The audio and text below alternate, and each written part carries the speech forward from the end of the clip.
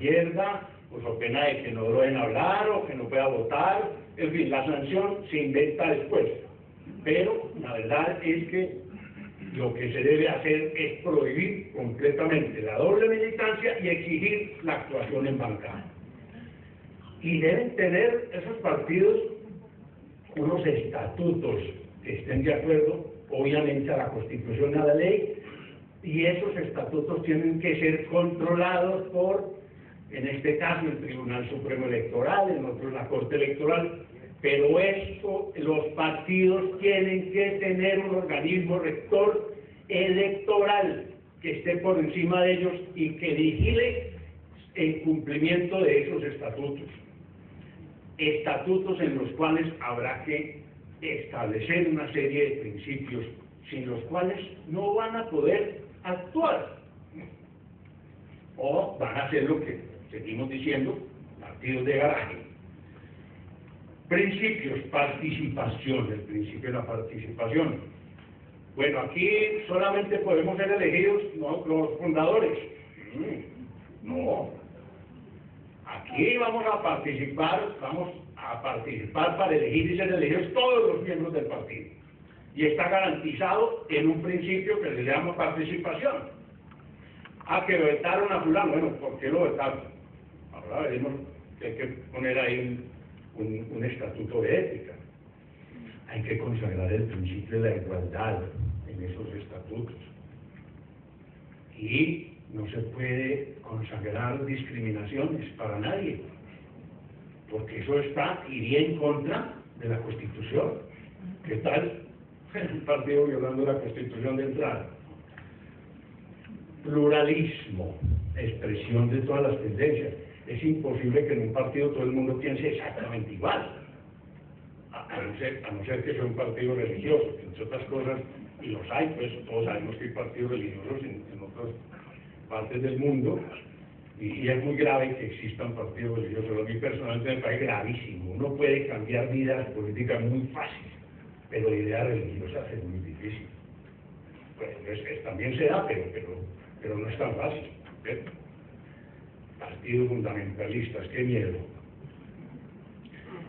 Equidad e igualdad de género.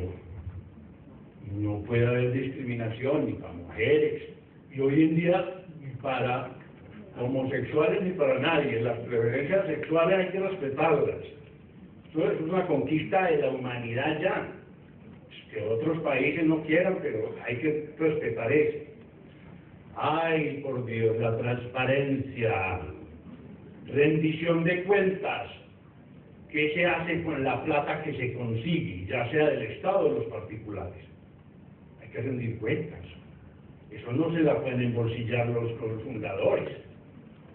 Esa plata es pública y hay que tener libros de contabilidad abiertos y registrados ante la autoridad electoral, como se hacen los libros de contabilidad que se registran en las cámaras de comercio hoja por hoja. Moralidad, el principio de la moralidad, se deben establecer códigos de ética y tribunales de ética internos de los partidos, que cumplan con el debido proceso, pero que quien cometa faltas internas deba responder con unas sanciones previamente establecidas. El principio de estricta legalidad debe funcionar en el interior de los partidos. El registro único de partidos, falta que hace eso. ¿Y quién lleva eso? El Tribunal Supremo Electoral, la máxima, el máximo organismo electoral de un Estado. Tiene que tener todos los poderes, o si no, como decimos en Colombia, se lo pasan por el pozo. Eso significa que no le dan importancia. Hay que darle una importancia constitucional. Y luego una ley que regule todo, que desarrolle esa norma constitucional, y una de sus funciones es llevar el registro único de los partidos. El Tribunal Supremo Electoral tiene que revisar los estatutos de los partidos y aprobarlos, que no estén en contra de la Constitución y de la ley. Por eso las personas que ocupan estas dignidades Tienen que ser personas de una trayectoria, sobre todo en derecho constitucional y derecho público, sumamente versadas. Y no faltaba más que los partidos por dentro no sean democráticos. ¿Qué tal eso? Estamos en una democracia del partido, pero por dentro es lo que diga el fundador. Alguien decía que lo peor que tenía el dueño del partido era el bolígrafo, porque con el bolígrafo se hacen las listas. Y alguien decía, bueno, hoy no me da miedo el bolígrafo, hoy me da miedo el del borrador. Me sacan de la lista.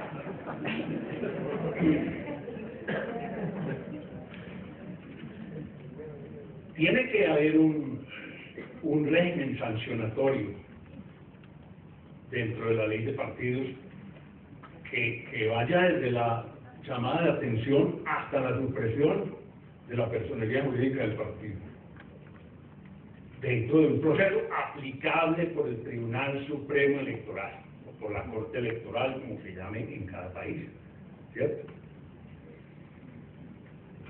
Y deben establecerse unas causales de disolución y liquidación. ¿Por qué razón? En muchos países los partidos llegan a ser unos entes económicos poderosísimos. Entonces debe haber una reglamentación en esa ley sumamente con una claridad meridiana para establecer cuáles son las causales de disolución y sobre todo la forma de liquidación de los partidos. ¿Dónde va a ir esa plata que se quedó ahí? Esos bienes, esos edificios, los carros, los títulos. Eso no puede ir al bolsillo de los fundadores. Y si es plata del Estado, devuélvasela al Estado. Y si es plata de los particulares, entréguesela a otra fundación sin ánimo de lucro. Establezcase algo en esa ley de partidos, pero nunca que esos dineros, porque eso se vuelve un negocio terrible. O sea que esa plata tiene que reintegrarse de donde salió, ojalá, pues, a instituciones sin ánimo de lucro. Pero bueno, si es que están tan desprestigiados, ¿cómo es que se van a financiar? Pues atérrense, los que no les gustan mucho los partidos. La idea es que los financie el Estado. Totalmente. Ojalá totalmente. En muchos países, pues, el Estado financia eso, financia a los partidos con mucha más amplitud que, digamos, 80-20, por decir algo, por decir una cifra mágica, 80 el Estado, 20 los particulares. Pero esa financiación del Estado también debe tener una claridad en la ley ojalá en la Constitución, una norma general, y se desarrolle luego en la norma, en la ley de partidos, que expresamente diga cuánta es la plata, cuánto es el dinero que el Estado debe entregar a ese partido para sostenerse. ¿Cómo? Dos formas. Una, los partidos no pueden ser partidos electorales, tienen que hacer proselitismo político, no pues con discursos ni llenando las calles de propaganda, eso no se trata, sino programación, venta de sus ideas a través de conferencias, a través de intervenciones en la televisión, en la radio, donde se esté mostrando y defendiendo el programa del partido. Y la otra, hay que pagar las elecciones. ¿Quién las paga? El Estado. ¿Y cómo las paga? Por cada votico que el partido consiga le van a dar una platica. O sea, si saca muchos votos, le da bastante. Que entonces lo favorece a los grandes. De eso se trata, de partidos grandes, sólidos, con una estructura intelectual, financiados por el Estado. ¿De acuerdo? De acuerdo. Hay que evitar la financiación privada de los partidos por muchas razones. Porque estamos invadidos de narcotráfico. todo el mundo, pues, menos, vamos a decir yo que en Colombia no hay narcotráfico, y en Honduras, y en toda parte, toda la ruta del narcotráfico viene desde Colombia, Bolivia y para por aquí. Hágale así con la mano a Dios. Entonces hay que evitar esas financiaciones. ¿Por qué razón? Por eso. Porque el narcotráfico no se llena con nada. No solamente quiere el dinero, sino el poder. Hay que evitar que los partidos los financien las multinacionales. Así sean dineros legítimos, esas donaciones no son gratis. Fíjese que estoy diciendo casi que una contradicción, una donación no puede ser gratis, si es donaciones porque es gratis, pero tiene un mensaje, ¿no?, posterior. Peor todavía las donaciones anónimas, ¿no? Y oiga, con la plata, ¿no? En una caja aquí, cerrada, nadie sabe dónde. Esas son todavía más peligrosas.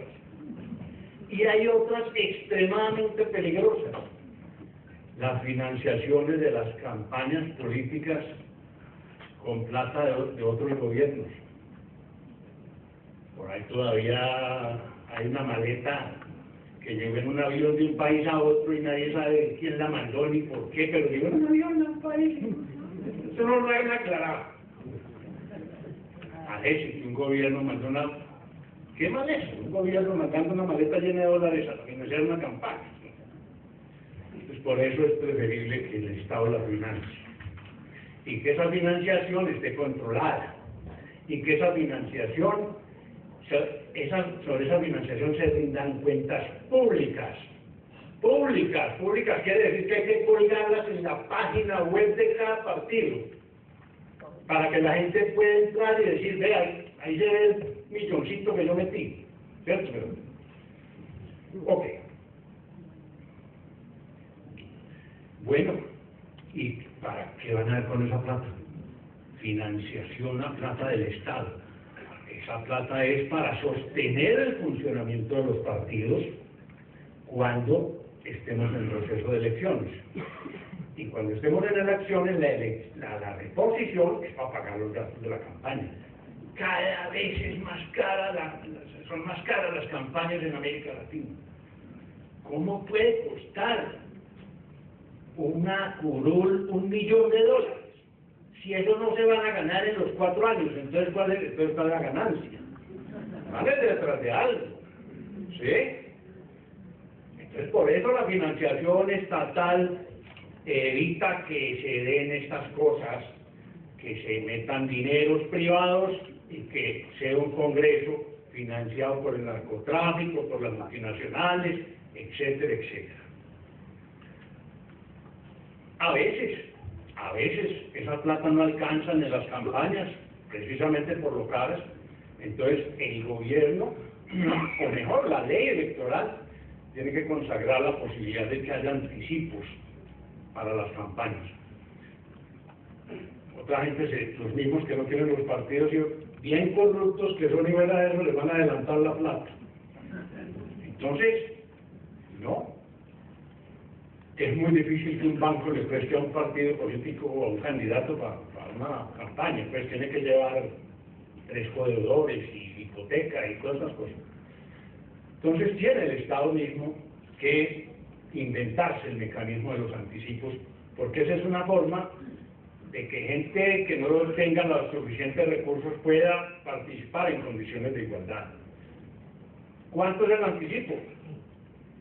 Puede establecerse de acuerdo, digamos, a votaciones anteriores, o si es primera vez que van a participar, establecer unas pólizas o algo. Cada Estado manejará su imaginación para ver cómo se hace eso. Y hay que ponerle límites.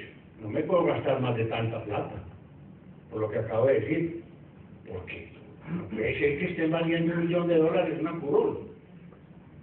Entonces hay que decir, para usted ser congresista, usted no me puede gastar más de tantos quetzales aquí en Guatemala. ¿Y qué pasa si me paso, si violé ese tope? Ponga una sanción dura, pierde la curul, pierde la plata. Pero mientras no se establezcan esos límites a los gastos de la campaña, vamos a estar a la deriva y van a ser campañas mal financiadas, personajes que van a llegar con interrogaciones sobre el origen de sus recursos, etcétera, etcétera. Y de otro lado, pues ya hablando de las campañas electorales propiamente dichas, los partidos tienen una responsabilidad muy grande, y es el otorgamiento del aval a los candidatos, es decir, la escogencia de a quién van a llevar, a los cuerpos colegiados o a los cargos uninominales, gobernadores, presidentes de la República. No, es que ese señor no lo impusieron ¿quién? Nadie. Tiene que ser el partido que responsablemente escoja por el mecanismo que quiera, ya sea en votaciones internas, no sé, puede haber varias fórmulas para escoger un candidato, pero eso sí, el partido tiene que responder por ese candidato, que no esté inhabilitado. Aquí en Guatemala, como en otros tantos países, ha habido casos de inhabilidades. Esta persona no puede desempeñar un cargo. Esta otra persona tampoco puede porque es esto y esto y esto. Para evitar posteriores demandas. Es que ¿cuánto ganamos con la seguridad jurídica? Entonces debe haber también, en esa misma ley de partidos, un régimen de inhabilidades e incompatibilidades sumamente claro. El tema de las inhabilidades e incompatibilidades en todo el mundo es difícil, es complicado, porque las inhabilidades es que yo celebré un contrato hace 3 años, eso estaré inhabilitado. Entonces se vuelve una maraña de interpretaciones sumamente difíciles de esclarecer después en un tribunal, y se produce el natural desgaste para toda la sociedad, porque donde tumben ese presidente o ese alcalde, vuelva a existir elecciones, ¿sí? Si es que no está consagrado un sistema de reemplazo. La propaganda, que el dolor de cabeza es la propaganda, y la publicidad. No es una definición, pues, dogmática lo que voy a decir aquí, pero más o menos he entendido que propaganda, digamos, es como la defensa del programa del partido que se hace institucionalmente por los medios de comunicación, por la radio. Esa es la propaganda en la que está llevando la convicción a la gente para que vote por ese programa. Y está la publicidad, ustedes lo pueden poner al revés, ¿no? Propaganda es así, como quieran, pero la idea es que esto tiene ese fenómeno anterior que yo digo de venta del programa y de las ideas es muy distinto a la publicidad que se hace ya para las campañas. Esos sistemas de publicidad en todo el mundo son muy hartos, pues muchos países son bastante estrictos con eso y fijan una fecha exacta, es decir, 3 meses o 4 meses o 2 meses para poder poner las cuñas en la radio y para que las pobres ciudades no sufran semejante deterioro ambiental, porque la contaminación visual es terrible. Entonces se tapan los pasacalles unos con otros, vote por fulano, ustedes no tienen que debajo de esto que hay que votar. Es tanta la congestión de afiches, y eso cansa a la gente, y hay una mala idea. Muchos piensan que eso da votos, eso no da votos. Eso lo que hace es congestionar, botar la plata, y finalmente se vuelve una guerra de carteles y de afiches, y a veces insultantes. Por eso hay que también hablar para que haya respeto entre los participantes en el certamen electoral. ¿Y quién maneja eso? El Tribunal Supremo Electoral, pero con armas, con dientes, porque si el Tribunal Supremo Electoral o la Corte Electoral del país respectivo dicta una resolución y no tiene importancia, y no, lo apelamos o alguna cosa pasa, no. Y el Estado, para esos tiempos de elecciones, tiene que facilitar el espectro electromagnético, la televisión y la radio estatal, para que en espacios gratuitos los partidos puedan participar. ¿Y quién maneja eso? El Tribunal Supremo Electoral. Eso es apenas consustancial a esto que estamos hablando. Bueno, vamos para el tercer punto, a ver cómo voy. Bueno, ¿cómo votamos? ¿Cómo votamos en América Latina principalmente? Bueno, seguimos votando en papel. El voto en papel, el humilde voto en papel. Pero ahora se nos vino la tecnología encima y mucha gente se enreda con el papel, pero otros nos enredamos con la tecnología. Entonces tenemos que definir todo el mundo si vamos a seguir votando en papel o si vamos a seguir votando electrónicamente, o combinamos los dos sistemas, votamos en papel y que nos lo cuente una máquina, ¿sí? Mire, por ejemplo, Alemania, un país pues que está a la vanguardia de la tecnología, hizo un intento con el voto electrónico y después le quitó. No sé si la doctora también le tocó votar electrónicamente en Alemania. A ver, ya lleva tantos años por fuera de Alemania. Bueno, de todas formas, en Alemania hizo un experimento y llegaron a tal extremo que la Corte Constitucional declaró inexequible la norma que autorizaba el voto electrónico. Alemania. Inglaterra no ha querido ni siquiera hacer el experimento del voto electrónico. Italia lo mismo. Sin embargo, Holanda ha sido un país que ha ido a la vanguardia en Europa del voto electrónico. Y aquí en América Latina, Brasil y Venezuela van a la vanguardia. Brasil. Es impresionante como el Brasil todo siempre es lo más grande del mundo. Pues son 350.000 mesas. No sé cuántas, en Colombia son 75.000, no sé aquí cuántas serán. Pero ya por eso nos damos cuenta pues del tamaño de Brasil. Y Brasil logró en más o menos unos 15 años, ya por ahí unos 20 años, de un proceso lento, en el proceso en el cual fue acostumbrando a la gente a las máquinas.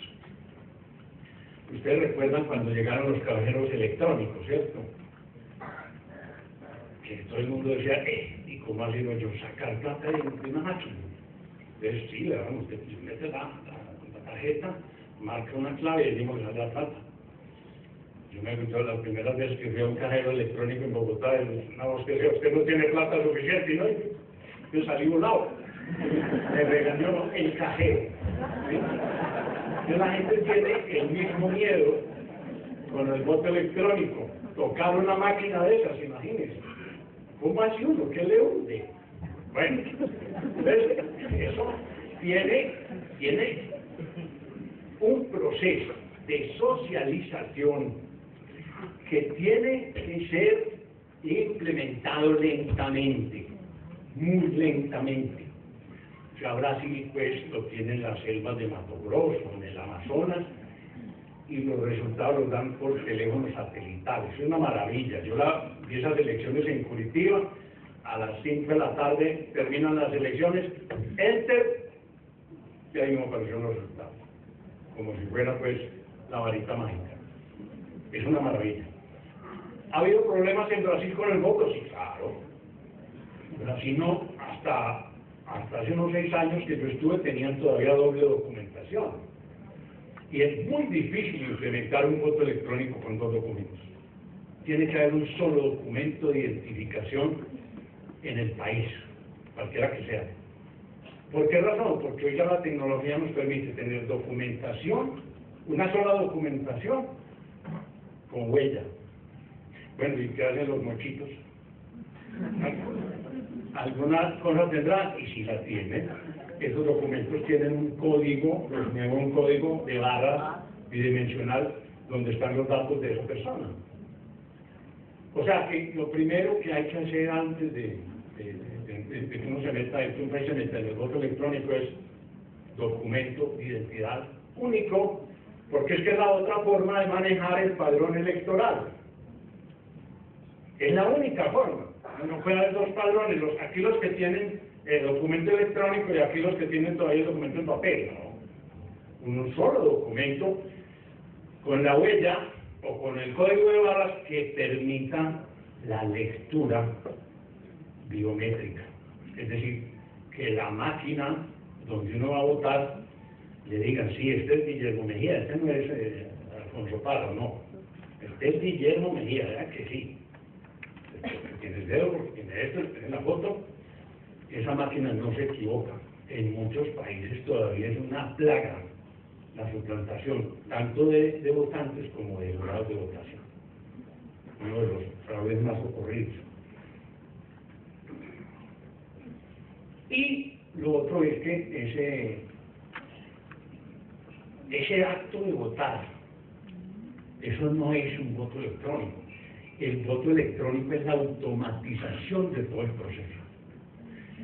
Automatización de todo el proceso que viene desde el padrón electoral o censo electoral, donde está en el Archivo Nacional de Identificación, o como se llama, están todos los ciudadanos que pueden votar. ¿Y cómo se sabe? Porque cada uno tiene un documento único con código de barra bidimensional, huella y fotos que ya no se pueden alterar. Al llegar el votante, la máquina lo identifica. En la misma máquina puede votar y la misma máquina da los resultados al final. A toda velocidad, porque lo peor que le puede pasar a una organización electoral de cualquier país es que no dé los datos electorales inmediatamente. Una votación que se termine y pasen 1, 2 horas, 3 horas y no hay boletines, la gente se enloquece. ¿Qué estarán haciendo allá encerrados? ¿Ah? ¿Y con quién estarán encerrados? Nadie está encerrado, ¿no? Falló un computador, se cayó el sistema. Eso es lo peor que puede pasar. Y las organizaciones electorales tienen que bregar a que eso no vaya a suceder. ¿Qué tecnologías se encuentran actualmente en el mercado? Yo diría que básicamente 3. De todas las marcas, como los televisores. Hay de todas las marcas. Samsung, Toshiba, Sony, todas están metidas en eso. Pero, digamos que hay 3 sistemas. Uno, el sistema que se llama de urna electrónica automatizada de tarjetas electorales. Fíjense que aquí combina el papel con la tecnología. Entonces es una tarjeta especialmente diseñada para marcar con un lápiz especial. Esa máquina, al introducir la tarjeta marcada con un lápiz especial, la lee. Hay un algoritmo ahí que permite leer ese voto y contabilizarlo.